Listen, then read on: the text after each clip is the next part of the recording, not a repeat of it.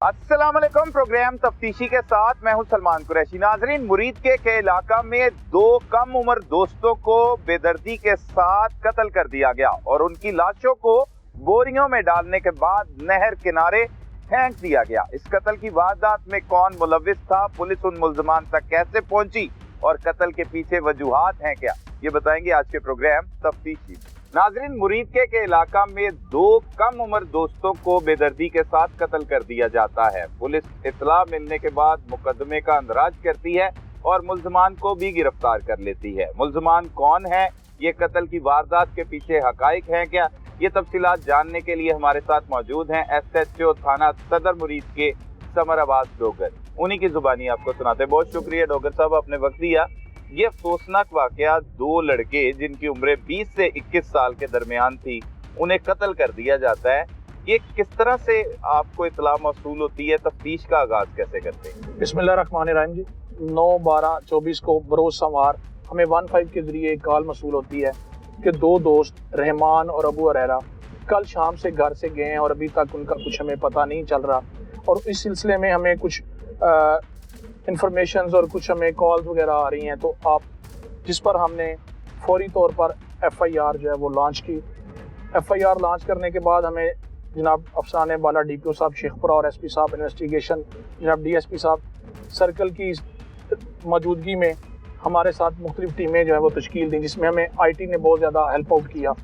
उसके बाद हमने तफ्तीश का आगाज़ करना शुरू कर दिया। तो हमें दौरान इन्वेस्टिगेशंस ये पता चला कि कुछ मामलात ऐसे हैं जिनसे हमें कोई क्लू मिल सकता है। तो फिर हमें पता चला, तो हमने दो सस्पेक्ट जो हैं उनको हमने आइडेंटिफाई किया। सही। दोनों सस्पेक्ट को जब हमने आइडेंटिफाई किया तो हमारे लिए बड़ी अजीब बात थी कि वो जो मगवियान थे उस वक्त, जिनकी अभी डेथ हो चुकी है और डेड बॉडीज रिकवर हो चुकी हैं, वो उनके बड़े करीबी दोस्त हैं। अच्छा जी सर। जब ये तब की बात है जब अगवा का जब इनिशियली सर 9 तारीख को हमारे पास जो अगवा का मामला रिपोर्ट होता है। ठीक है सर। फिर हम उसके बाद अपनी IT की जो इंफॉर्मेशन है, टेक्नोलॉजी को इस्तेमाल करते हैं और ह्यूमन इंटेलिजेंस को इस्तेमाल करते हैं। तो हम उस सस्पेक्ट के जरिए चीज़ें हमारे पास मजीद थोड़ी थोड़ी क्लैरिटी की तरफ चलना शुरू कर देती हैं। ठीक है। जब हम मजीद अहले खाना किसी पे इल्जाम आयद करते हैं या बताते हैं, कोई नॉमिनेट करते हैं किसी को? नहीं सर, उस वक्त नहीं। उस वक्त सर अहले खाना जो है वो किसी को भी नॉमिनेट नहीं करते। नामालूम अपराध के खिलाफ जो है वो अपनी FIR का लॉन्च करते हैं। सिर्फ अगवा का मुकदमा सर उनका जो है वो लॉन्च किया जाता है। ठीक है। उसके बाद सर हम जब इन्वेस्टिगेशन को मजीद इन पहलूज पे स्टार्ट करते हैं तो हमारे सामने बात आती है कि करीबी दोस्त जो हैं वो इसमें इन्वॉल्व हो सकते हैं। अच्छा। उसके लिए हमने एक सस्पेक्ट जो दोस्त था हमाद, उसको हम अंडर इन्वेस्टिगेशन लेते हैं, उसकी हम इंटेरोगेशन करते हैं। तो दौरान इंटेरोगेशन जो है वो हमें इंकिशाफ करता है कि मैंने ही 3 और लोगों के साथ मिलके अपने इन 2 दोस्तों को जो है वो अगवा किया है और अगवा के बाद फिर हमने इनको मर्डर किया है। मर्डर करने के बाद हम चीज़ों को ट्विस्ट देने के लिए जो है वो मुख्तलिफ किस्म के टेक्स्ट जो हमने TV से या किसी दीगर मोबाइल से, सोशल मीडिया से और क्राइम की दुनिया में जो हमने देखे हैं, उस चीज़ों को हम बतौर टेक्स्ट इस्तेमाल करते हैं कि तवज्जो हमारी तरफ ना चली जाए, ताकि असल अक्यूज जो है वो सामने ना आ सके सर। उसके बाद सर फिर हम उनको जब इन्वेस्टिगेट करते हैं, हमाद जो कि इन मकतूलीन का उस वक्त जो मगवियान थे उनका बहुत करीबी दोस्त है। ठीक है। बेसिकली सर ये मामला इस तरह स्टार्ट होता है कि हमाद और नुमान 2 सगे भाई हैं सर। इनका रहमान और अबू हरैरा जो है वो भी इनके मोहल्ले में सेम जो है वो जगह पे रहते हैं सर। ये आपस में पहले शुरू में क्लास फेलो भी थे, बाद में इनका 3 लोगों का कारखाने, जूते वगैरह बनाने का कारखाना था सर। वहाँ पे बेसिकली जूतों के वो कारखानों का जो माल है वहीं से बेसिकली इनका आपस में आज से 6-7 माह कबल जो है वो आपस में झगड़ा स्टार्ट होता है। ये चारों का कारखाना था? 3 का सर, ये आपस में मुश्तरका था। अबू हरैरा जो है वो इनका एक मुश्तरका दोस्त है सर। अच्छा। अब सर ये चीज़ें सर जो अभी हैं वो अक्यूज की हैं, इसको हम फर्दर इन्वेस्टिगेट कर रहे हैं सर, ताकि इनकी चीज़ों को जो ये बात कर रहे हैं उस पर कोई मटीरियलिस्टिक और कोई इसमें जो है ना वो कोई शहादतें, मादी शहादतें भी जो है वो 90% क्लियर हो चुका है। बाकी 10% इनकी चीज़ों को वेरीफाई कर रहे हैं, ताकि इनकी चीज़ें, इनका दिया हुआ बयान जो है वो चीज़ों के साथ टैली कर सके सर। सही। उसके बाद सर जब ये मामला स्टार्ट होता है तो नुमान और हमाद जो हैं उनको हम अरेस्ट करते हैं। नुमान और हमाद जब हम अरेस्ट करते हैं तो वो हमें बताते हैं कि इतवार की शाम ये तकरीबन 7-8 साढ़े 8 के बजे के करीब हम इन दोस्तों को अपने एक घर किराए के लिए खरीदते हैं जी। इस मकसद के लिए वो तकरीबन 6 माह से प्लानिंग कर रहे होते हैं, जब से इनका आपस में वो पैसों के लेन देन का मामला जो है वो झगड़ा स्टार्ट होता है।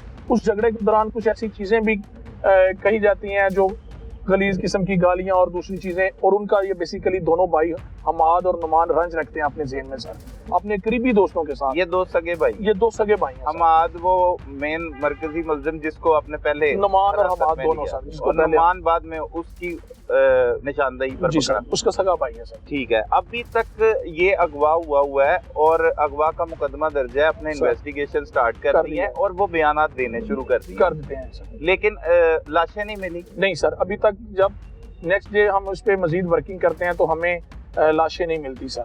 लेकिन जब 48 घंटे के अंदर बाद में यानी एक दिन गुजर जाता है और बुध वाले दिन जो है वो हम इनको मजीद इन पे अपनी वर्किंग करते हैं और इनके चीज़ों को क्लोज करते हैं और इनके सामने एविडेंसेस लेके आते हैं टेक्निकल कि आप इन चीज़ों का जवाब दें, आप इन चीज़ों से नहीं। तमाम तर जो शक व शुबात हैं वो आपकी तरफ ही जा रहे हैं, तमाम एविडेंसेस आपकी तरफ आ रहे हैं कि आपने इनको अगवा किया है, आपने इनको आगे जिधर भी छोड़ा है आपने किया है।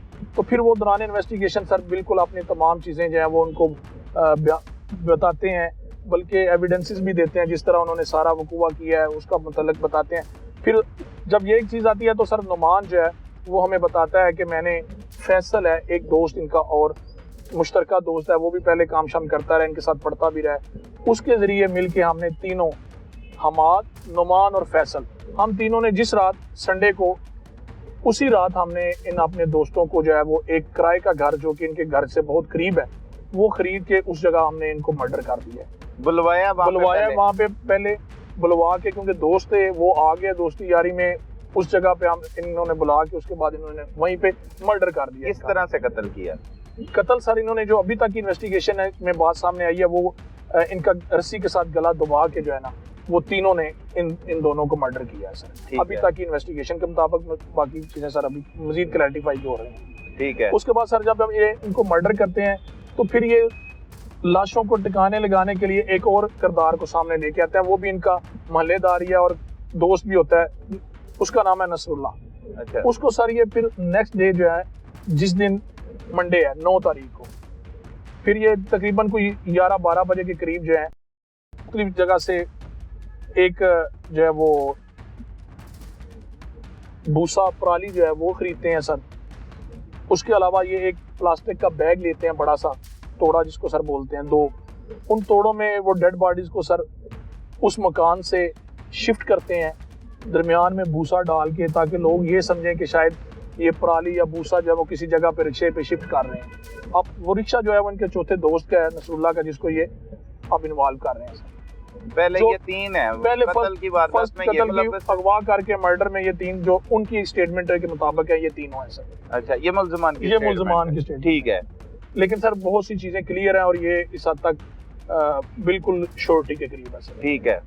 उसके बाद सर फिर आगे मामला स्टार्ट होता है, यहाँ से फिर वो डेड बॉडीज को शिफ्ट करते हैं। सही। आगे हमारे थाना सदर मुरीद के एरिया में एक नहर आती है सर, सेखम में खानपुर नहर है, उसको सर ये काफी आगे जाके एक छोटा सा जगह है, छोटी पुल है, उसके करीब ये झाड़ियों वगैरह के अंदर लाशों को वहाँ पे निकालते हैं, निकाल के नहर के किनारे झाड़ियों में रखते हैं और उसके ऊपर पराली वगैरह डाल देते हैं ताकि कोई चीज़ यहाँ से पता ना इनको चल सके।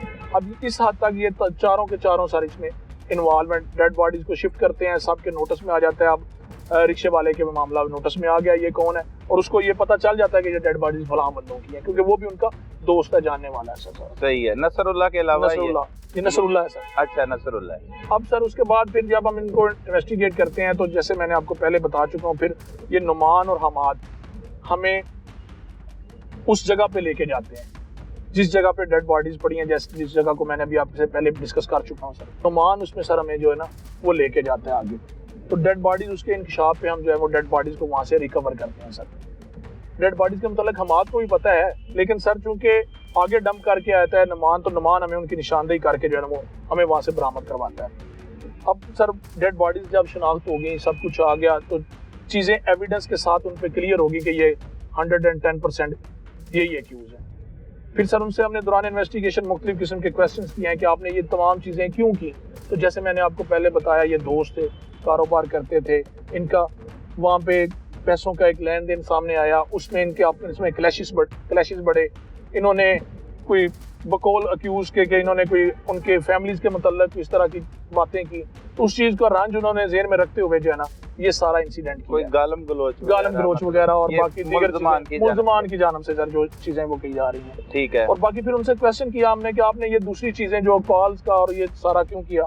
तो उन्होंने जैसे मैंने आपको पहले इंटरव्यू में स्टार्ट में बता दिया कि वो चीज़ों को ट्विस्ट देना चाहते थे ताकि उनके की तरफ किसी किस्म का कोई शक व शुबहात ना जाए। ठीक है। वो अहले खाना के मुताबिक तो है कि अगवा किया गया और उसके बाद इनकी जानिब से उन्हें कॉल करके तवान मांगा जाता रहा और इस तरह की बात भी हुई। लेकिन सर उन्होंने कॉल किया कोई तवान का ऐसा नहीं, लेकिन बात को ट्विस्ट देने के लिए। अब इस चीज़ को क्यों हम कर रहे हैं, क्योंकि सर जिस वक्त वो मर्डर कर दी अगवा होते हैं या उनको वो बुला के अपने घर में किराए वाले में रखते हैं, प्लानिंग के साथ करते हैं, सब कुछ करते हैं, तो उस वक्त उनकी डेथ हो चुकी है, जो कि सर साइंटिफिकली मेडिकली अप्रूव्ड है कि जब हमें डेड बॉडीज मिली हैं तो 72 आवर्स के अंदर उनका वो बिल्कुल क्लियर है कि इसका मर्डर जो है वो उन्होंने फौरी उस वक्त कर दिया था।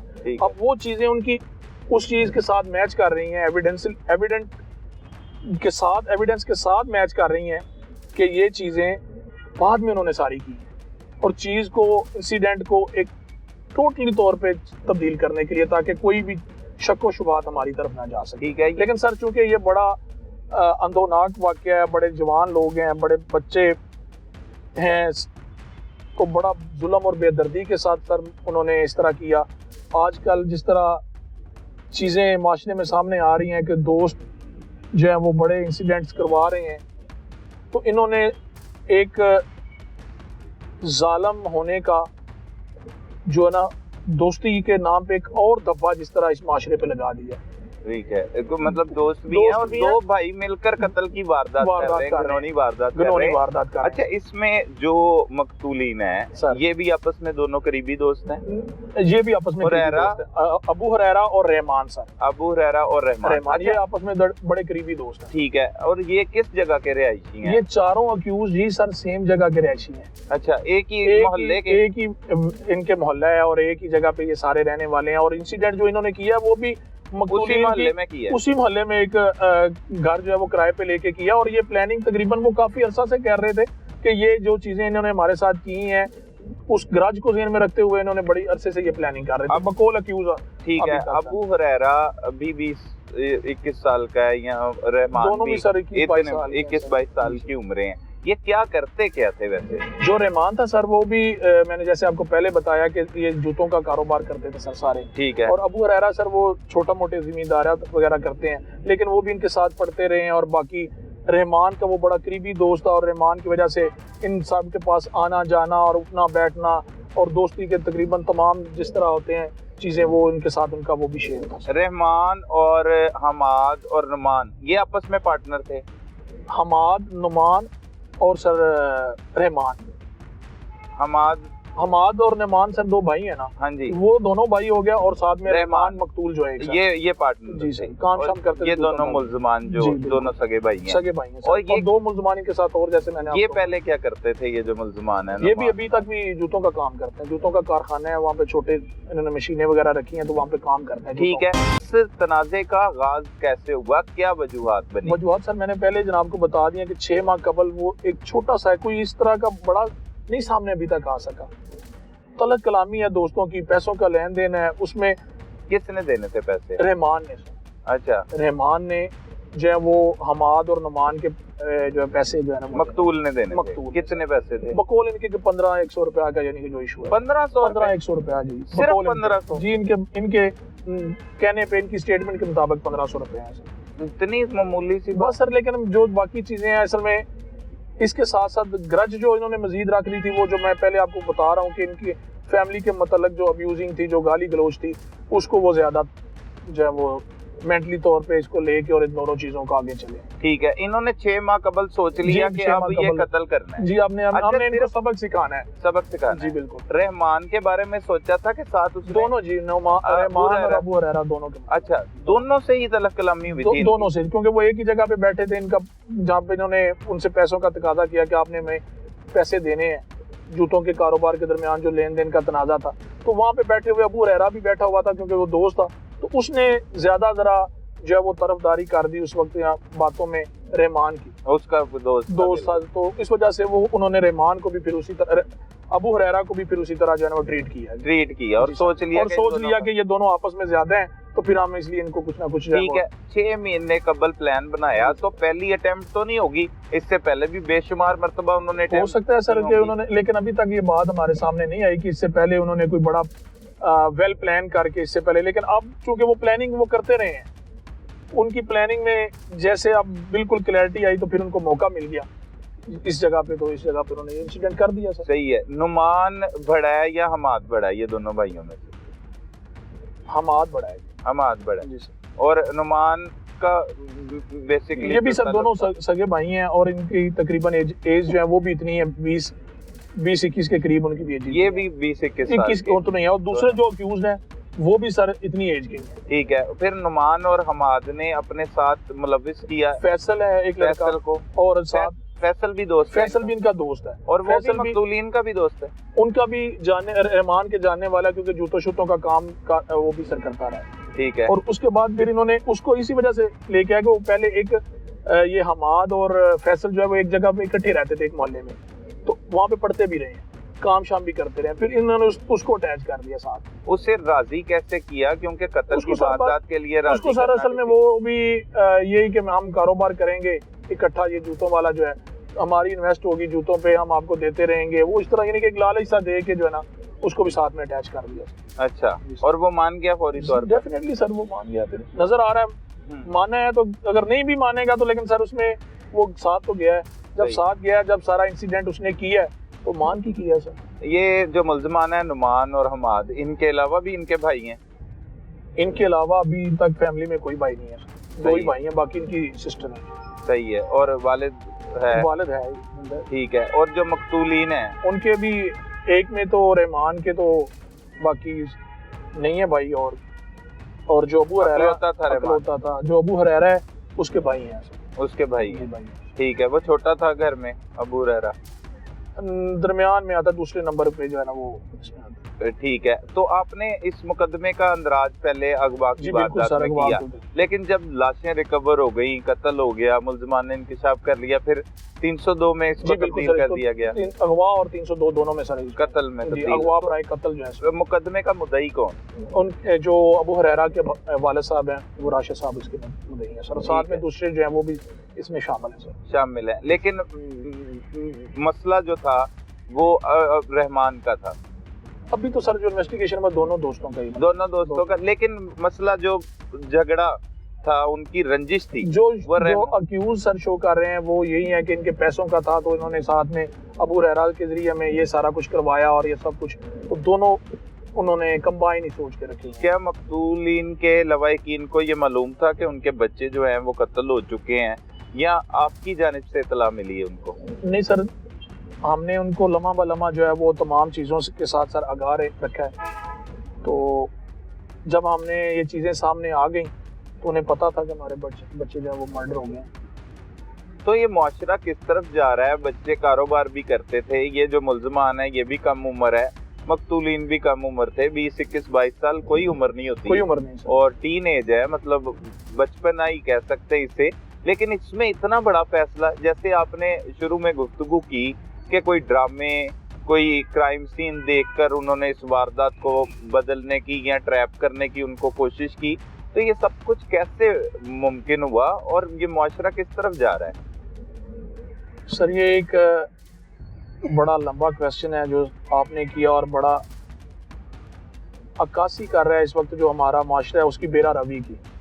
हमारा माशरा बेसिकली सर बेरा रवी का शिकार हो चुका है। लोग जो हैं वो हर चीज़ एक शॉर्टकट के ज़रिए हासिल करने पे तुले हुए हैं।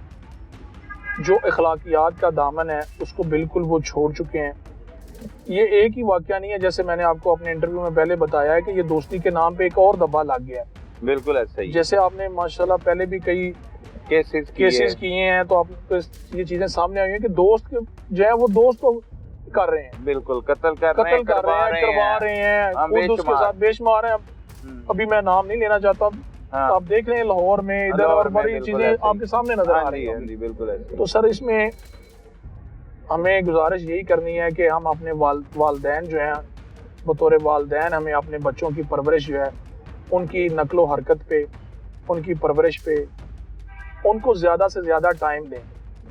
उनकी जो चीज़ें हैं जो बेहतर होने वाली हैं तरबियत में, उनको बेहतर करें। बाज़ दफ़ा ऐसी चीज़ें हैं जो आप जब बच्चों को अपने साथ दोस्त बनाएंगे वालदैन जो हैं, तो फिर वो आपसे हर चीज़ शेयर करेंगे। जब वो आपसे हर चीज़ शेयर करेंगे तो आप उनको अच्छे और बुरे का बताएंगे।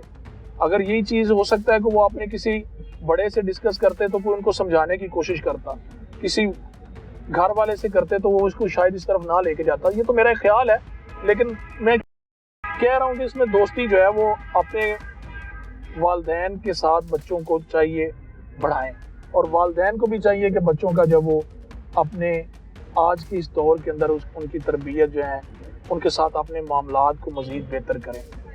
और दूसरा भाई आपने भी पहले बता दिया है कि सोशल मीडिया के मतलब तो हर चीज़ का प्लस और नेगेटिव आपके सामने है। बहुत सारी चीज़ें ऐसी माशरे में आ गई हैं जो हम जो है वो इनसे हासिल कर रहे हैं। अब बहुत सी चीज़ें देखें हैं हमारे मीडिया के अंदर ऐसी हैं जो बहुत पॉजिटिव है, और बहुत सी चीज़ें ऐसी हैं जो नेगेटिव भी हैं। बिल्कुल। अब ये देखना, उसमें से पॉजिटिव को लेना, नेगेटिव को लेना, ये हम पे डिपेंड करता है। अब इसी इन्वेस्टिगेशन में उन्होंने एक चीज़ जो है वो हमें जो बताई वो बिल्कुल एक ड्रामे से रिलेटेड थी सर। अब चूंकि वो अंडर इन्वेस्टिगेशन चीज़ है, मैं ओपन नहीं कर सकता कि उन्होंने क्या वो किया। और उन्होंने उनसे जब क्वेश्चन किया तो कि आपने ये क्यों किया, आपको यहाँ ये कैसे पता चला, तो उन्होंने कहा जी हम मुख्तलिफ एक ड्रामा है कि उन्होंने नाम लिया जिसका मैं यहाँ पे नाम लेना मुनासिब नहीं समझता क्योंकि किसी पे, तो उन्होंने कहा जी उसमें हमने ये सीन हुआ था तो आगे चीज़ हुई तो हमने देखा था। सही।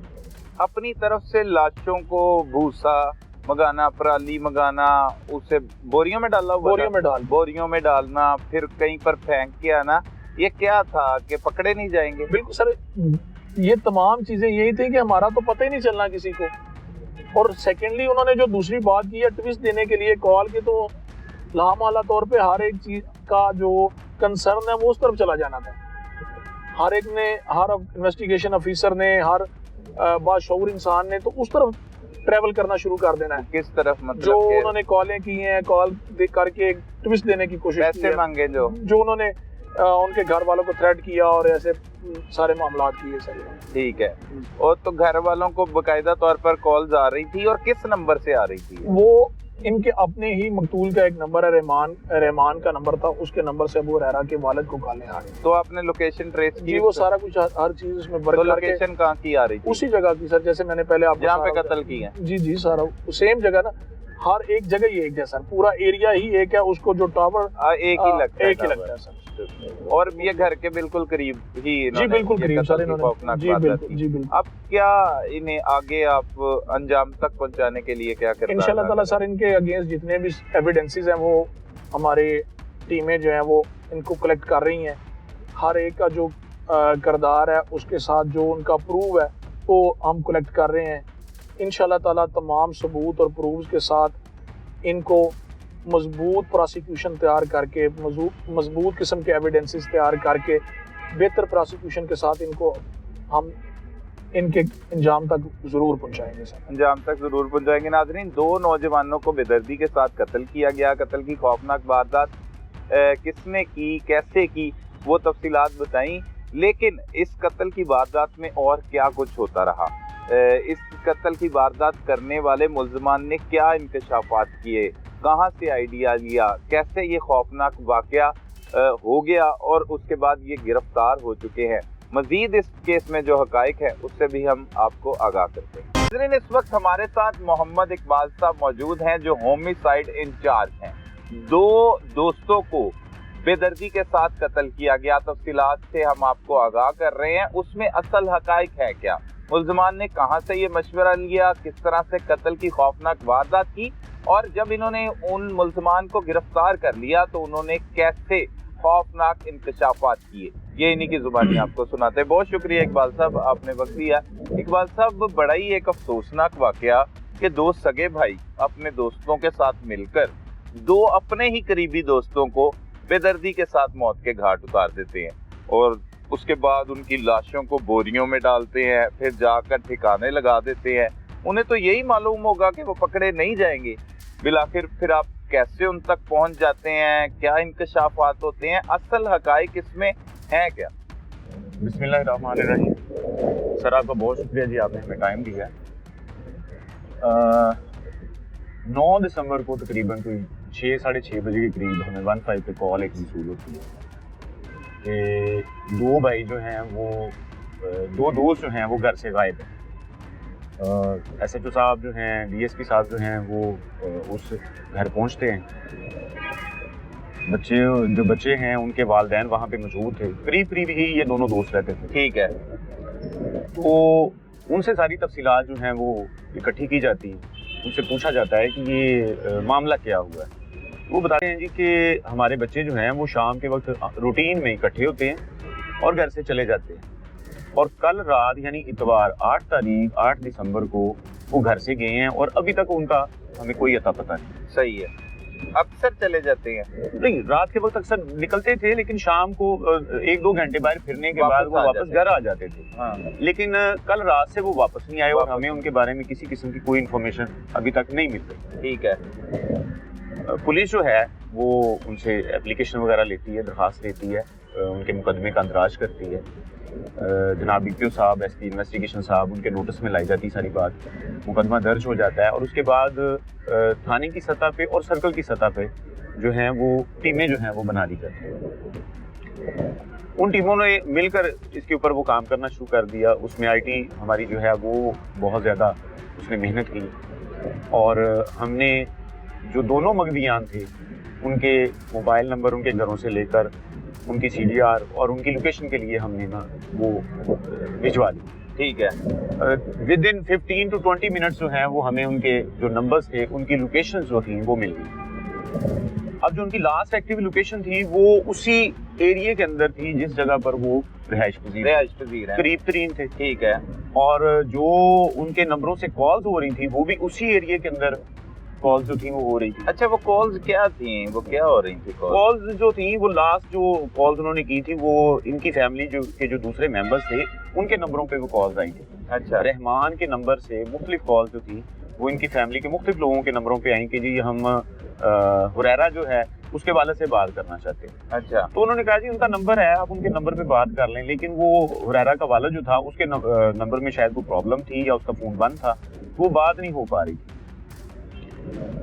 तो ये रहमान के घर वालों को राब्ता कर रहे थे? नहीं, हुरैरा रहमान के नंबर से हुरैरा के नंबर्स के ऊपर जो था, ठीक है, वो राब्ता किया जा रहा था। अब जब पुलिस वहां पहुंची, पुलिस ने जितने इनके फैमिली मेंबर्स थे उनको इकट्ठा करके उनसे हमने पूछताछ करना शुरू की। उनसे पूछा कि जी आपके पास जो लास्ट इंफॉर्मेशन है उनसे रिलेटेड वो हमसे शेयर करें। तो उस इन्वेस्टिगेशन के दौरान ये बात सामने आई कि जी रहमान के नंबर से मुख्तलिफ फैमिली मेंबर्स, इवन कि उसके वालिद तक भी जो कॉल्स हैं वो आई। हमने वो जो रहमान का नंबर था उसकी भी CDR सेंड कर दी कि जी हमें ये भी रिक्वायर्ड है, और इसी तरह जो हुरैरा के पास नंबर चल रहा था उनकी भी CDR मंगवा ली, और इसके साथ हमने लोकेशंस भी मंगवा ली। तो जो लास्ट एक्टिव लोकेशंस थी या लास्ट जो उनकी कॉल्स थी वो उनके घर के करीब जो टावर था वो उसी से हो रही थी। वक्त जो था वो गुजरता गया, हम लोग जो इनके इर्द गिर्द लोग थे, जिन लोगों के साथ इनका राब्ता हुआ था, उन सबको हमने ना वो चेक करना शुरू कर दिया। ठीक है। इसी दौरान जो हमाद मुल्ज़म है ये हमारी इन्वेस्टिगेशन टीम के सामने आता है और इससे हम सवाल जवाब करते हैं। इसका कुछ कॉल्स हमें मिलती हैं जो कि इसने रहमान के और हुरैरा के नंबर्स पर की हुई थी। हम इससे पूछते हैं कि जी क्या इशू हुआ है, क्या मामला हुआ है, आपने इनसे कॉल किया, आपकी इनसे बात हुई है, तो क्या बात हुई?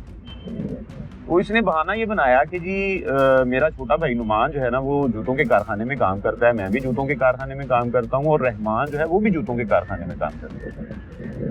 तो रहमान जो है उसका काम कुछ अरसे से बंद पड़ा हुआ है, तो उसने मुझसे रब्ता किया कि मुझे जो है वो अपने कारखाने के लिए कुछ काम वाम चाहिए। तो मैंने उसको अपने भाई की तरफ रेफर कर दिया है कि मेरा भाई जो है वो तुम्हें काम दिलवा देगा। तो अच्छा ठीक है। फिर जी वो मेरे भाई ने उसके साथ रब्ता किया और नुमान जो है वो उन से मिला भी है। मैंने कहा अच्छा, जिस वक्त नुमान और आपकी मुलाकात हुई है उस वक्त आप कहाँ थे? उसने कहा जी मैं भी उनके पास था। ये कौन बता रहा है? ये हमाद बता रहा है कि जी मैं भी इनके पास था, और जो फैसल है वो भी, हमारा एक तीसरा दोस्त है, वो भी वहाँ पर मौजूद था। यानी उसने ये बात करके ना एक तस्दीक भी कर दी कि मेरी लास्ट इनसे मुलाकात हो गई। फिर बाद में हमने पूछा कि अच्छा आपसे मुलाकात होने के बाद ये कहाँ चले गए? तो उसने कहा जी कि वो बता रहे थे कि हमने लाहौर जो है वो जैकेट वगैरह लेने के लिए जाना। अच्छा। जब हमने दोनों मकतूलीन के घर वालों से इस बात ये घुमा रहा है आप? ये घुमा रहा है। अच्छा। जब हमने मकतूलीन से इस बारे में बातचीत की तो उन्होंने बताया कि जी उनके पास थोड़े से पैसे थे, यानी कोई खर्चा जो होता है सिंपल 100-200 रुपया होगा, इससे ज्यादा उनके पास पैसे नहीं थे। तो वो लाहौर कैसे जा सकते हैं? फिर हमने उससे पूछा कि अच्छा जब आपने उनको लास्ट टाइम छोड़ा तो वो कौन सी जगह थी? वो एक जगह थी, उसकी उन्होंने निशानदी की कि यहाँ पर हमारी मुलाकात हुई थी, और उसके बाद वो यहाँ से वो चले गए। ठीक है। वो जगह हमने जाके देखी, उधर जो सीसीटीवी कैमरे लगे हुए थे उनको चेक किया। क्या जगह थी वो? मतलब वो नहर की एक पटरी है, वो एक छोटी लोकल आबादी के अंदर से नहर गुजरती है छोटी सी, उसको दौ के नहर कहते हैं। तो नहर की पटरी है, वहां पे हमने कैमरे चेक किए तो उन कैमरों के अंदर हमाद, नुमान और फैसल, यानी 3 लोगों की हमें मूवमेंट नजर आती है कि 3 लोग यहाँ पर नजर आ जाते हैं, और वो निशानदेही भी करते हैं सीसीटीवी फुटेज में कि ये हम गिर रहे। और उसके बाद जब हम रहमान और हुरैरा के बारे में उनसे पूछते हैं कि आप तो इस वीडियो फुटेज में नजर आ रहे हो लेकिन वो हमें नजर नहीं आ रहे, तो वो कहाँ है? उन्होंने कहा जी कि हमने थोड़ा सा पीछे हट के बातचीत की थी तो इस वजह से शायद वो नजर नहीं आ रहे। बहरहाल वो सस्पेक्ट्स जो थे उनको हमने अंडर ऑब्जर्वेशन कर लिया और इन्वेस्टिगेशन का प्रोसेस जो था वो शुरू हुआ।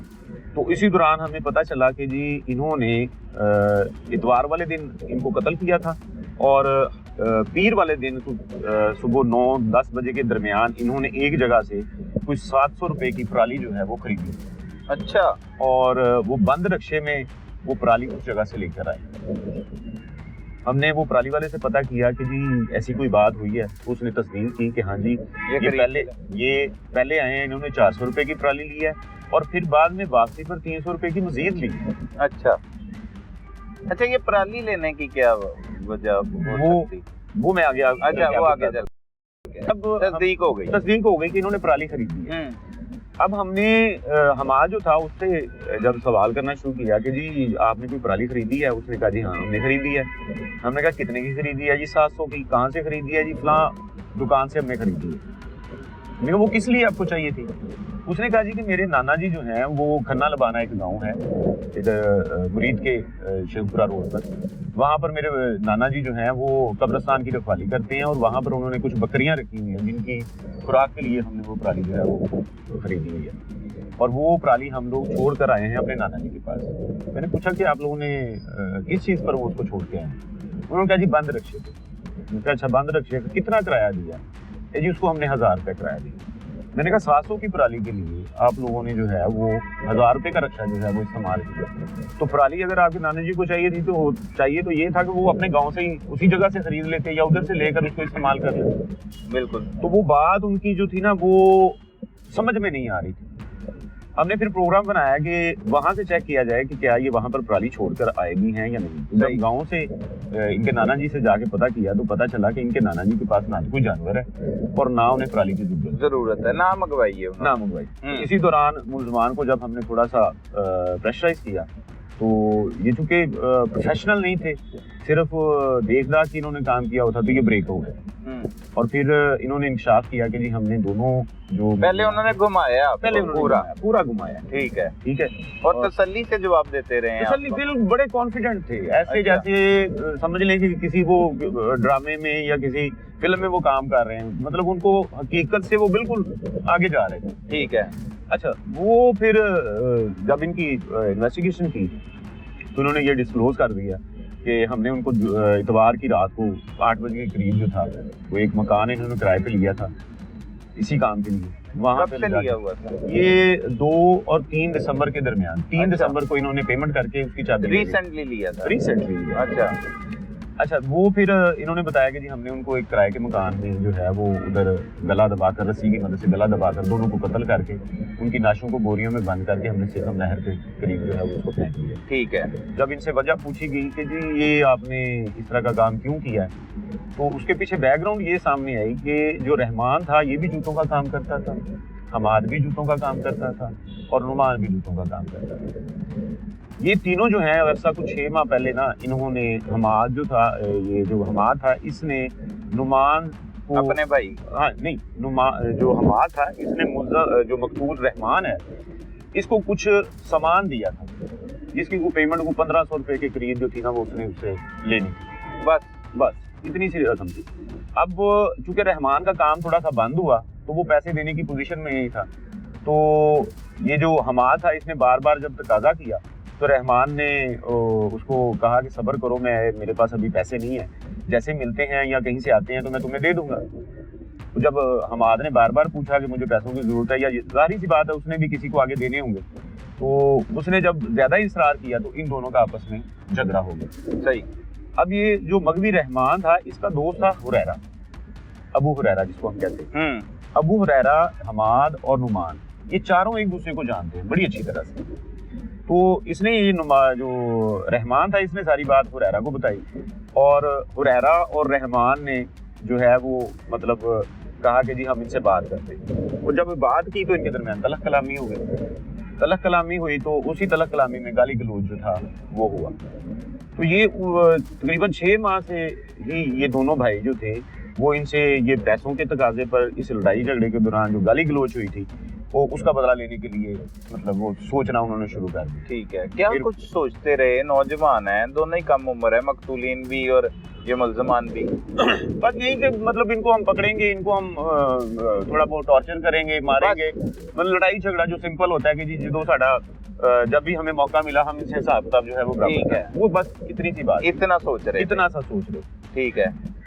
अब ये मामला जो है ना ये इतना गमगीर कैसे हो गया, गमगीर कैसे हो गया? हाँ, ये नवंबर का जो आखिरी हफ्ता है ना इस दौरान ये इधर चूंकि इनके ननियाल वाले थे खाना लबाना में, तो ये यहाँ पर ना आकर ना यहाँ से कुछ लकड़ियाँ वगैरह जलाने के लिए लेकर जाते थे। तो वहाँ पर वो आए हुए थे कि जो अबू हुरैरा है ना इसने रहमान के नंबर से या अपने नंबर से इनको कॉल की कि जी मैं हुरैरा बात कर रहा हूँ और मुझे ना मैं भी ये कारोबार करना चाहता हूँ, मशीनें वगैरह लगाना चाहता हूँ, तो ये मुझे आपकी मदद चाहिए। उसने कहा अच्छा ठीक है, अगर आप लगाना चाहते हो तो ठीक है हम कर देते हैं। ये नुमान के साथ इसका राब्ता हुआ, अबू हुरैरा का। अबू हुरैरा का। अच्छा, नवंबर में, नवंबर के आखिरी हफ्ते में, ठीक है। और उसके बाद फिर जो रहमान है वो भी हमाद के साथ ये राब्ता करता है कि जी मुझे अपने कारखाने के लिए कुछ काम वगैरह चाहिए। तो हमाद जो था उसने रहमान के साथ शिकवा किया कि पहले मैंने तुम्हें सामान दिया था उसका 1500 तुमने दिया नहीं, और जब मैंने मांगा तो तुमने हुरैरा के साथ मिलकर मुझे गाली गलौज किया, तो ये तुमने अच्छा नहीं किया हुआ, इसलिए मैं तो तुम्हें कुछ नहीं दे सकता। हाँ मेरा भाई नुमान जो है तुम उससे राब्ता कर। तो इसी दौरान नुमान और हमाद की भी आपस में ये बातचीत हो गई। जब ये बातचीत इनकी हो रही थी ना उस दौरान फिर ये गाली गलौज वाला जो मामला फिर हो गया। अच्छा, फिर हो गया, लेकिन ये हुआ सिर्फ हमाद की हद तक। नुमान के मुतल्लिक हुरैरा और रहमान को पता नहीं था कि इसको भी इस सारी बात का इल्म है, लेकिन जो नुमान था उसको भी सारा इस बात का इल्म था। तो इन्होंने क्या किया जी कि जो नुमान था इसने कहा कि ये पहले भी इन्होंने हमारे साथ ज्यादती की थी और अब ये दोबारा दूसरी मरतबा इन्होंने हमारे साथ ज्यादती की है, तो अब हमने इनसे हर सूरत में बदला लेना। इसने अपने एक दोस्त फैसल को इसके साथ अटैच किया। नुमान ने अपने दोस्त को फैसल को अटैच किया। सही। और इन्होंने वो किराए का एक मकान ले लिया और वहां पर इनको उन्होंने बुलवा लिया। घर के अंदर नहीं बुलवाया उन्होंने बाहर ही। वहां से ये फिर उनको लेकर उस घर के अंदर चले गए। ठीक है। वहां इन तीनों ने मिलकर उनके गले में रस्सियां डाल के उनको बड़ी बेदर्दी के साथ कत्ल कर दिया। वो कोई शोर शराबा नहीं किया? नौजवान से रस्सियां डालकर कोई बेहोशी की दवाई खिलाई, कुछ किया, बेहोश किया? असल में ये 3 लोग थे अंदर, और जो रहमान था उसको तो इन्होंने पहले ही मतलब थोड़ा सा डरा दिया कि हमारा मसला जो है वो हुरैरा के साथ है, तुम चुप रहो। और मेरा ख्याल है कि रहमान भी इस हद तक सोच नहीं सकता था कि ये लोग इस नहज तक जा सकते हैं। तो वो जाहिर सी बात है दोस्त थे, तो वो शायद वो यही सोच रहे थे कि शायद हल्का फुल्का कोई लड़ाई झगड़ा होगा या इन्होंने हमें अंदर बुला लिया है तो यहाँ हमें थोड़ा बहुत मारे पीटेंगे, उसके बाद छोड़ देंगे। लेकिन वो इनका प्रोग्राम कुछ पहले से और था। ये सारी चीजें इन्होंने इनको वहां पर बुलाने से पहले इकट्ठी करके रखी हुई थी। ठीक है। यानी इनका प्रोग्राम था कि हमने इनको बांधना है और इनको हमने खत्म कर देना। रस्सियों से बांधा? रस्सियों से बांधा। और रस्सी से ही गला। और ये जो मटेरियल इन्होंने यूज किया है ये जूतों के कारखाने में इस्तेमाल होने वाला है। वही अपने कारखाने के मटेरियल, वही कारखानों में, मुख्तलिफ जो कारखानों में, क्योंकि ये नुमान जो है ये अलग कारखाने में काम करता है, हमाद अलग कारखाने में काम करता था, और जो रहमान था उसका अपना कारखाना था लेकिन वो बंद पड़ा था। वो भी किसी के कारखाने में इस वक्त मुलाजमत कर रहा था जब ये हुआ।